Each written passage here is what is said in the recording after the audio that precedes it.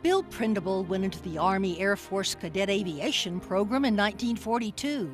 Although he had been trained as a fighter pilot, it was pilots for the big C-47s that were needed at that point in time. They looked at us and said, ready source, let's go. And go they did, straight to North Africa, where they found much of the war had already been fought.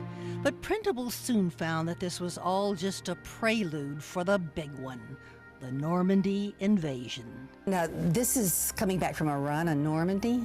It was the day after D-Day. For Prindible and other transport pilots, D-Day began on June 5th with a dropping of paratroopers behind enemy lines. But their job was to secure the bridges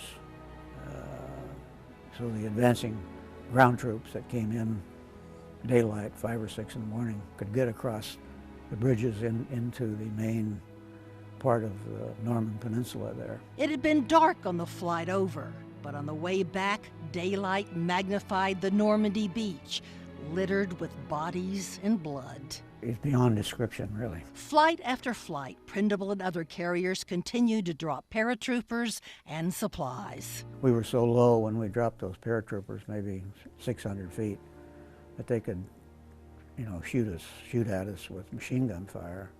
And there were a lot of, the airplane would get sprayed with it. Prindible says he was shot up but not shot down. However, Prindible lost his entire crew on one flight he didn't pilot. They switched the crews around one time